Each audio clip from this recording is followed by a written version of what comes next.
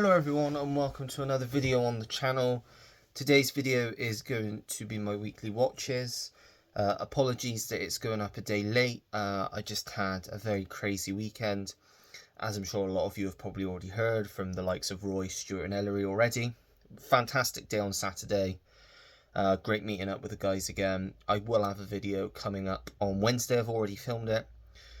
So that will be out on Wednesday. Hopefully I'm going to try and get this one to go up before the stream starts in about 45 minutes just over until the stream starts, so I'll try and upload it before then, so it's up tonight. If not, I'll upload it after the stream, but it should go up tonight regardless.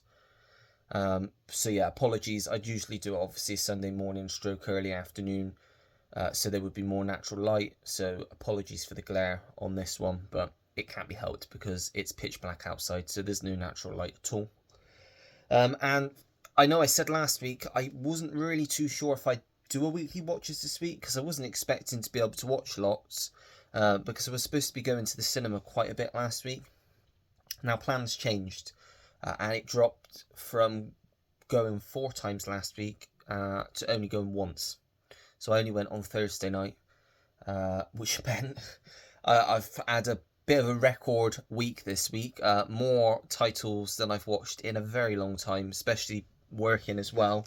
I'll count them. I did count them. I've lost count. 1, 2, 3, 4, 5, 6, 7, 8, 9, 10, 11, 12, 13, 15. Yeah, I know. 15 titles I've watched in the last week.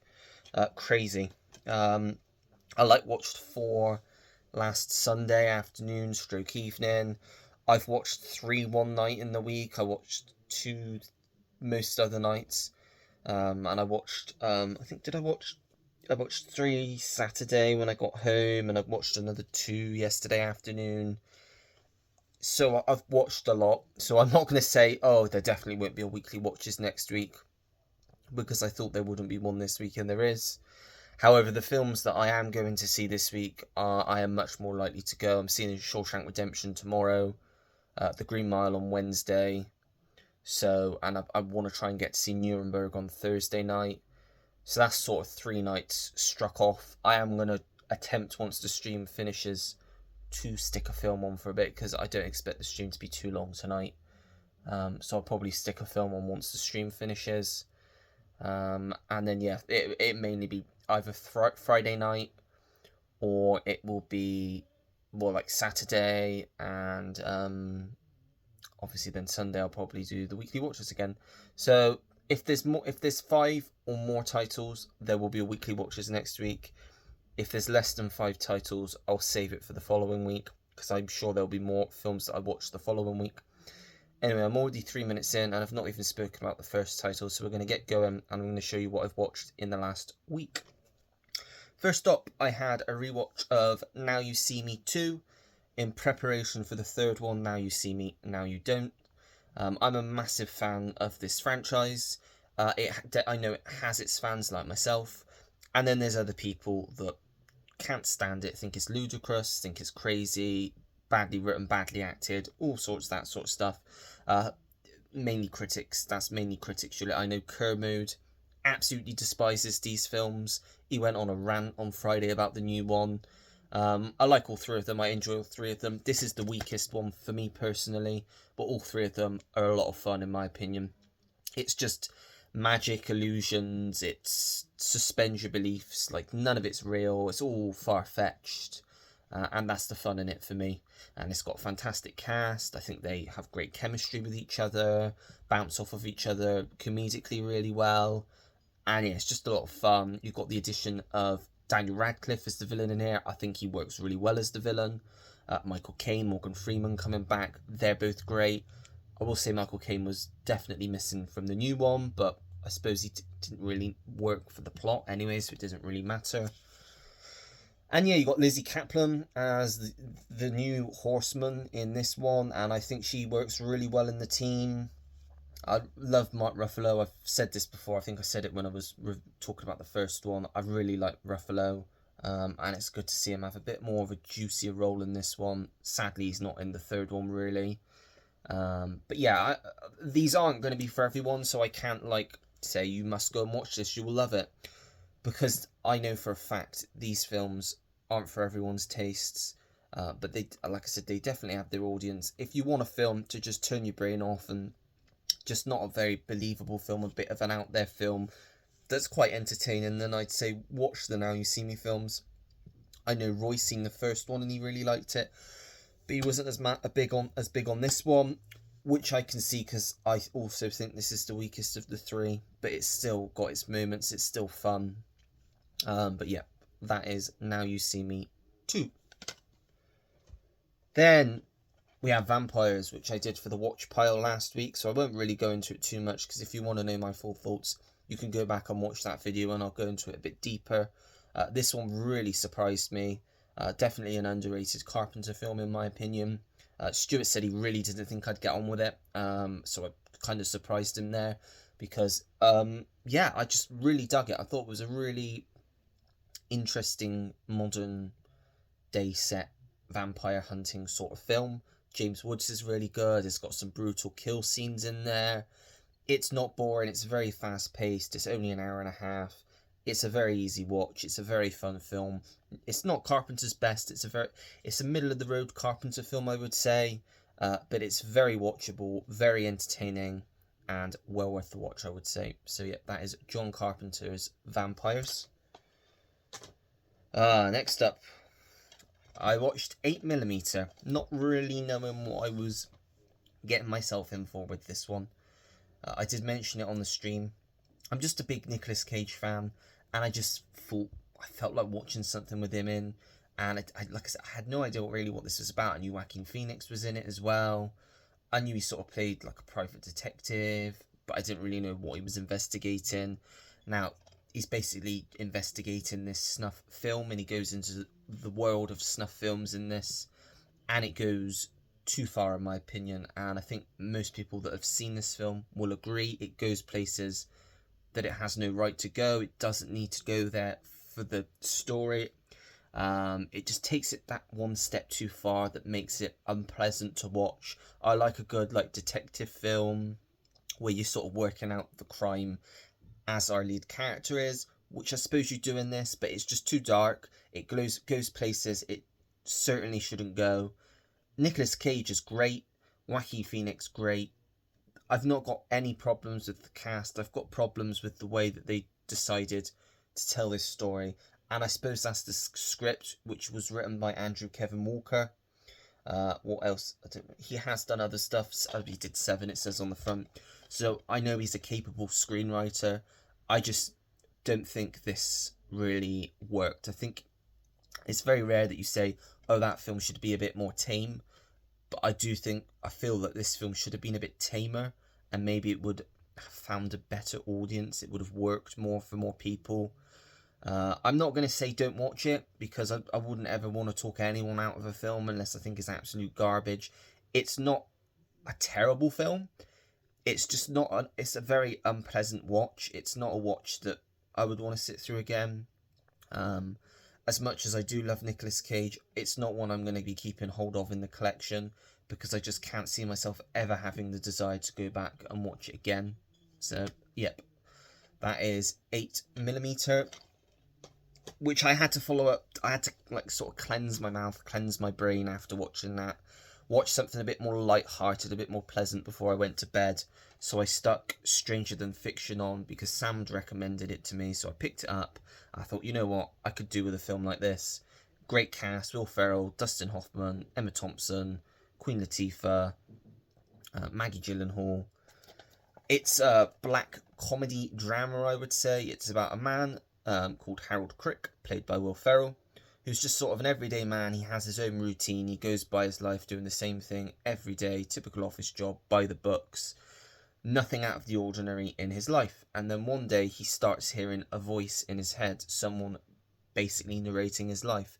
And that someone is Emma Thompson's character, who plays Karen Eiffel, who's a renowned author she's got a bit of writer's block. She's struggling to write her new book, but it soon clicks that maybe Harold's life and her book have a lot more in common than they both expected. Harold goes to Dustin Hoffman's character, who's like sort of a professor at a college, to sort of try and help him understand what's going on with him.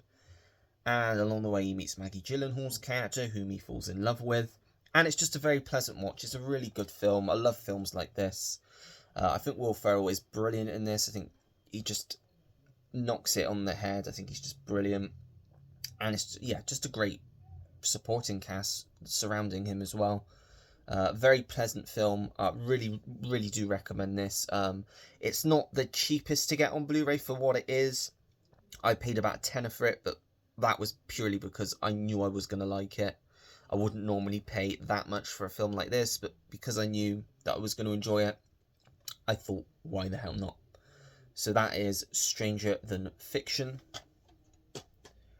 Next up, I stuck on Burke and Hare, which is a comedy biopic loosely based on the lives of the grave robbers, or body snatchers as they're called, Burke and Hare, in the sort of early 1800s in Edinburgh. Now, they were notorious back in the time. They would basically kill the homeless, kill ill people, take people in off the streets, because I think it's Hare and his wife, played by Jessica Hines in this, have like a B&B sort of thing. So they would take people in and then murder them, basically, to sell their bodies to these local medical professors. Basically, the main one is Tom Wilkinson, who plays Dr. Knox, but you've also got Tim Curry, who plays Dr. Monroe, is not a bigger part as Tom Wilkinson's character does. Along the way, Burke meets Isla Fisher's character, who's up and coming writer. She's wants to do her own version of I think it's Macbeth. So he wants to help her with the money that he's obviously come into. It's very funny, and I'll say the best thing about this film is the cast. It's exceptional. As well, it's directed by John Landis. This was actually the last film he's directed. He hasn't directed anything since this, 15 years ago now, a long time ago. But I've said some of the cast, but you've got Bill Bailey, Christopher Lee, Jenny Agutter. You've got why am I blanking? I just had someone's name in my head, and it's got Ronnie Corbett. Sorry, that was the name I had in my head. You even have Ray Harryhausen in a small role as well. It's a very odd cast to put together, but it really works well. Again, it's not a very long film, but it's interesting whilst also being funny. It's got a very good cast, and it's just, yeah, well worth watching in my opinion. That is Burke and Hare, which I followed up on the same evening with the only other Sam Mendes film I hadn't seen, which is Away We Go, which is a very different film for him. This is definitely more of an indie sort of comedy drama in the late noughties, with a really good, solid cast led by Maya Rudolph and John Krasinski. You've also got the likes of Alison Janney, Jeff Daniels, Catherine O'Hara, Maggie Gyllenhaal. Trying to see who else. Those are the main ones. I mean, there are Chris Messina. There are other names, like I say, but they're very hard to read on the back. And it's about this couple. The wife, played by Maya Rudolph, is pregnant, and they're sort of on this sort of road trip. They've basically gone to deliver the news to his parents and other members of the family, and they meet some friends along the way. And it's definitely a road film where you're introduced to these little characters and how they impact our main characters' lives. And it's, yeah, an interesting little film. Again, it's not very long. It's an hour and a half, so very easy watch. And definitely something different for Sam Mendes. I mean, I think the same year he also did Revolutionary Road. Very different films. Couldn't be further away from each other. But yeah, I recommend it if you want something easy. If you're a Sam Mendes fan and you like the sound of this, definitely give it a go. I say that is Away We Go. I followed that up with Christmas Star, I feel harsh saying this was a bit of a disappointment because I didn't have really much expectations going into this one. I got it because it has got some people in it that I like, but the people that are in it that I like have cameos in it, literally, and the reason for that is because it's a film made by a charity, made to raise money for a charity. The charity's Cine Magic, and that is why it's not a very good film. But there's a cause behind it, which I suppose I can get behind that. But you got the likes of Pierce Brosnan, Liam Neeson, two of my favourite actors, who are in it for less than 2 minutes, really, I suppose. And even like Kylie Minogue is in it for about 5 seconds. Dermot O'Leary, 5 seconds. Julian Fellows, 5 seconds. Saran Jones, 5 minutes. Like, all these actors are in it, obviously because it's for charity, but you can tell I'm guaranteed they weren't paid for their roles in this film because it is for a charity.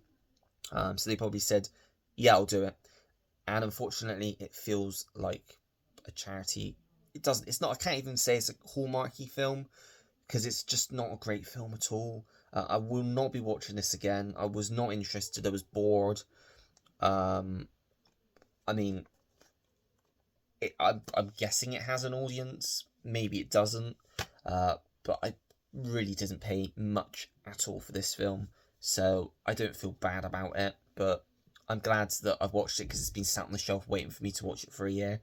So I'm glad I watched it now and I can say I'm not going to watch it again. It's a space saver, I suppose, because I won't have to put this away in the collection. But yeah, that is A Christmas Star, which I followed up with a fantastic film later that evening. First time watch of Annie Hall, starring Woody Allen and the late, great Diane Keaton, who I believe won her Oscar for this film, actually. I've had a bit of a checkered history with Woody Allen films. I've recently watched Interiors, which is one of the dullest films I've ever seen. I've seen Midnight in Paris, which I quite enjoy that one, actually. Cafe Society, I quite enjoy that one as well. And I have to be honest, I don't think I've seen any of the Woody Allen films. Because I would also say Midnight in Paris and Cafe Society weren't groundbreaking. I didn't think, wow, after I watched them. They were interesting, entertaining films, but they weren't anything I really thought about afterwards. I think this is probably going to be my favourite Woody Allen film. I'm desperate to get hold of Manhattan. I really want to get Hannah and Her Sisters now. This was exceptional. Honestly, one of the highlights of the week for me.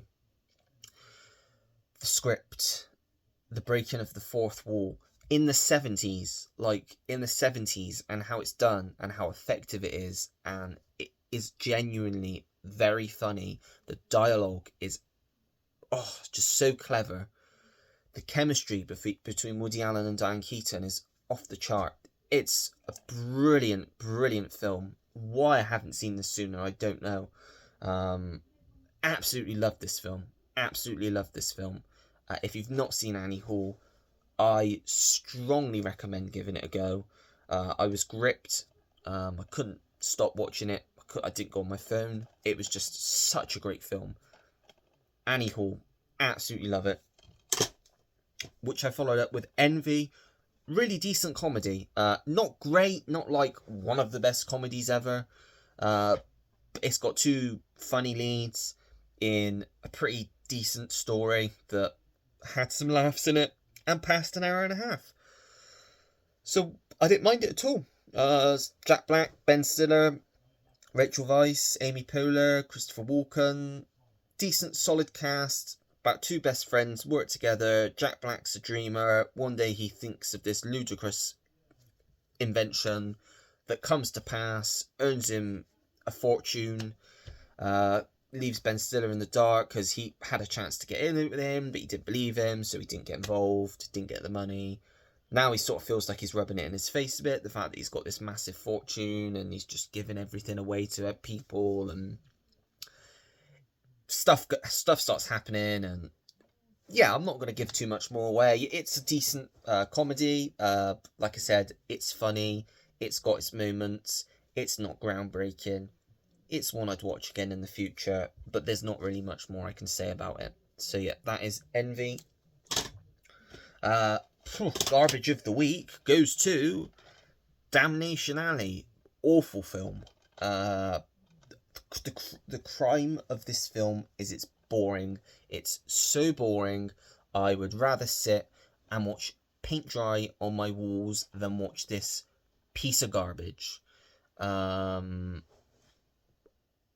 It's shit. It's just shit. Okay, is that clear? It's shit. Shit on toast. Shit for breakfast.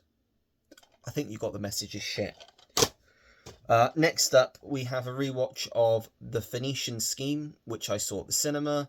I'd seen like half of this when I picked it up, but I just didn't get the chance to finish it. I finally did the other night, on Saturday night. Put it in the player, watched the rest of it. It's good. It's not Wes's best. It's an average Wes film for me. It's got its moments. It's a bit drawn out. The story isn't his best story. The characters aren't his best written characters, but it's not his worst film. I haven't seen any films I don't like from Wes Anderson. It's down the lower end of the scale for me, but it's still entertaining, and I still want it in the collection. Then I rewatched The Naked Gun, which I just picked up. One of my favourite it is my favourite comedy of the year. One of the most entertaining films I've seen this year. It's a very divisive film. There's some people like me that really liked it, really got the jokes, really found it funny. And there's some people, and they're typically the people that love the original film. Now, I've only seen the original film once. I do really like it. But there's a bigger reason why I like this film. I'm not going to say it because you will know at this stage. And it works for me. It's funny. Almost every joke lands for me. I was howling in the cinema. I saw it twice at the cinema. So I put it on with my stepdad, who actually fell asleep, didn't get to watch it all. And yeah, it's just one that I could watch again and again and again, and I find it funny every time I watch it. Absolutely love it. It's a corker of a film that some people, like I say, despise because they don't like. Comedy is the hardest thing. Not everybody is going to laugh at the same jokes. Not everybody's going to find the same things funny. So you can't expect every comedy film to work for absolutely everyone. But this one definitely worked for me. I then watched Brief Encounter. Yes, Roy, I finished Brief Encounter on Saturday night. What did I think of it? I mean, I sort of already gave an indication when we were at the meetup of what I thought of it, because I'd seen part of it already. It's a wonderful film. If you don't enjoy this film, who are you? Like, I want to know who you are, because it's such a warm film. It just makes you feel warm, this film. It's a lovely film. It's got just great heart to it, a great, simple, easily well done story, with leads that have fantastic chemistry with each other, with Trevor Howard and Celia Johnson. An excellent screenplay by Noel Coward. Brilliantly directed by the master David Lean. You really just can't knock this film. It's a fantastic film, and it's timeless in my opinion. It doesn't feel old. It is old, obviously, but it's just one of those films, and I adored it. So yeah, that is Brief Encounter. 2 to go. We're nearly there. Next up, when we were on the meetup, we were in HMV, and Roy said, "You've been looking for noir films, haven't you?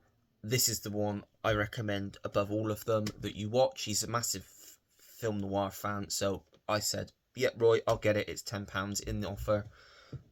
Why not?" And that's The Big Heat, Fritz Lang film starring Glenn Ford, Gloria Graham, Jocelyn Brando, Lee Marvin as well. It's a noir film. It's about this detective played by Glenn Ford, who is investigating this supposed suicide of this wealthy man. and it's obviously got links to this crime boss who the police basically some corrupt police are paid to protect. Something happens, something horrible happens, and it basically he wants to get revenge, get hold of the people responsible of this heinous crime that's committed. You've got Gloria Graham, who plays the femme fatale in this. She's sort of the mob boss's girlfriend who he really mistreats, and there's a scene in this that for its time is actually quite shocking. It's a very interesting, well written film, one that 100% want to watch again, because I think it's one of those you pick up on more things every time you watch it. But I suppose that the same can be said for any film at the end of the day. Really well made film noir. 100% need to get more films like this in my collection, because my collection's seriously lacking film noir. But I'm sure Roy can help me out with that, because he's like a connoisseur in film noir. But yeah, that is The Big Heat, which I really enjoyed. And last but not least, another one of my favourites this week, but I sort of knew I was going to really like this going into it, and that's The Thomas Crown Affair with Pierce Brosnan and Rene Russo. This is a John McTiernan film, a remake of the 60s Steve McQueen film, and this actually has a small performance from Faye Dunaway, who I believe is in the original film. I've not seen it, so I can't say for certain. It's basically about this thrill-seeking billionaire, Thomas Crown, played by Pierce Brosnan, who I love Pierce Brosnan, who sort of pulls off this audacious robbery of this Monet painting from a Manhattan art museum, and nobody would suspect it's him except for Rene Russo's character, who's sort of this bounty hunter, insurance for paintings, investigator type person, who sort of from the get-go knows he's involved with it, knows he's got something to do with it, and wants to get him for it. But he's obviously very suave, very likes to seduce women, and he easily seduces Rene Russo, and they obviously fall for each other. It's that sort of film, and it's sort of a cat and mouse romance sort of thriller. Will she hand him in, or turn him over to the police, or are they going to run away together? That sort of thing. And highly watchable, very entertaining. If you want to see some kit, I said in the chat, there's a lot in this film, quite a lot. I mean, I'll just show you the back. Woohoo! Does that get you excited or what? Sorry, I've been a bit giddy in this video. But yeah, I really enjoyed this film. They're doing another remake, which I do think's unnecessary. One remake's enough, I think. It's not that old. It's 26 years old. That's not that old, really, when you look at it. No, Jim, it's really old, actually, isn't it? It's just ancient. Gosh, so old. I mean, but yeah. Anyway, so yeah, that's the last film I watched this week, The Thomas Crown Affair. So because I'm literally up to date now with everything I've watched, I won't be talking about any physical watches on the live stream later, because that is all of them that I've watched, literally right up to date. So it'll just be the two films I saw at the cinema this week I'll be talking about on the stream. But I don't think this will be uploaded by the time the stream starts. It might upload whilst the stream's going, but not be uploaded. Lots of words there. But right, that's it for this video. A bit of a chunky video, but there was a lot to get through. Let me know your thoughts on any of the ones I've watched this week down below in the comments. Interested to hear all your thoughts on opinions of all of those ones. If you like the video, make sure to give it a thumbs up. Subscribe if you want to see more videos like this. Turn your notification bell on so you know when I have a new video uploaded to the channel. Comment down below anything and everything. As you know, I always take the time to get back to anyone that leaves me a comment, because I really do appreciate it. And that is it. So until next time, everyone, take care. Goodbye.